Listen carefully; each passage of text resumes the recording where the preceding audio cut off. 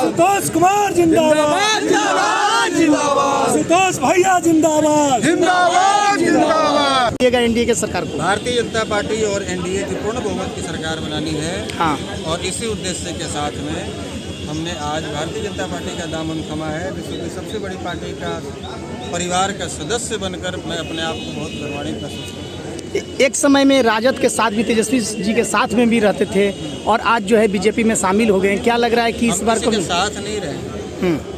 हमने ना तो कभी पार्टी ज्वाइन किया और ना कभी गठबंधन किया।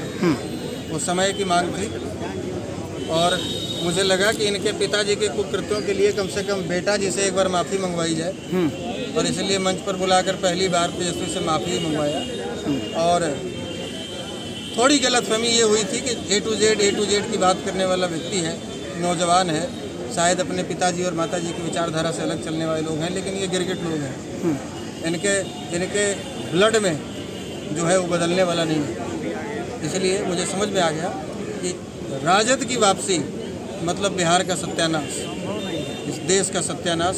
और फिर से हम वहीं खड़े हो जाएंगे। इन 15 साल इनके माता पिताजी के द्वारा खोदे गए खड्डे को नीतीश जी भर रहे हैं और फिर से लालू का शासनकाल लाके, उनके परिवार वालों का शासनकाल लाकर हम फिर वही बिहार को नहीं पहुँचाना चाहते हैं। तमाम महागठबंधन एक जगह मंच पे कल कहते हैं कि वोट चोर, गद्दी चोर, तमाम वादे कर रहे हैं, तमाम लोग आप लोग पे आरोप लगा रहे हैं केंद्र सरकार में। क्या कहिएगा? ये चारा चोर, ये बालू चोर और ये जमीन चोरों को अधिकार किसने दिया दूसरे को चोर कहने?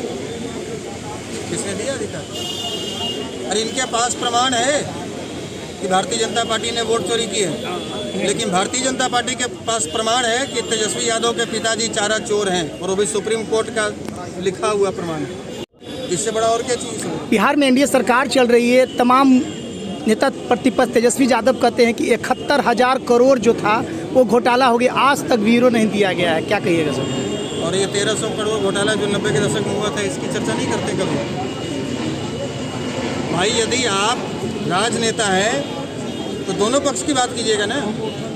ये 71,000 करोड़ दिख रहा है जबकि साबित नहीं हुआ है, लेकिन उनके पिताजी के द्वारा जो चोरी किया गया था वो साबित हो चुका है 1300 करोड़ का।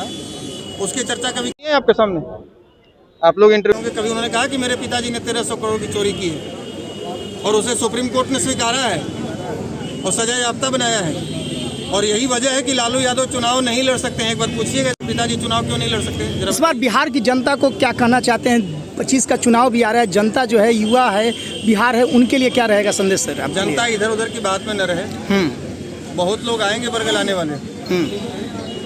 एक विचार पर आगे बढ़ना है। देश को किसकी ज़रूरत है, विकास को किसकी ज़रूरत है? केंद्र में जिनकी सरकार है, बिहार में उनकी सरकार है। 15 वर्षों में या 20 वर्ष नीतीश जी ने जो किया बिहार में, मुझे नहीं लगता है कि ये सब करना इतना आसान था। नक्सलियों को यहाँ से भगाना, भर भर जांग जिन गड्ढों में सड़क था, जिन सड़कों में गड्ढा था, या सड़कों में गड्ढा नहीं, गड्ढे में ही सड़क था, उसको स्टेटवे और हाईवे बनाना और 6 लेन और 4 लेन बनाना, डबल डेकर पुल बनाना, मेट्रो भी आपने देखा होगा, अभी उसकी भी शुरुआत हो गई है।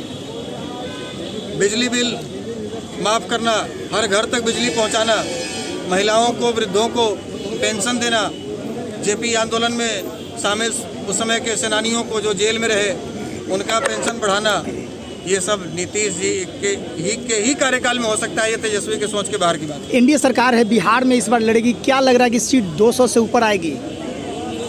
पूर्ण बहुमत की सरकार एनडीए की बनेगी। हाँ। और 2025 में 25 सीट से नीचे राजद रहेगी। हाँ, एकदम सीधे चुनौती। एकदम चुनौती है।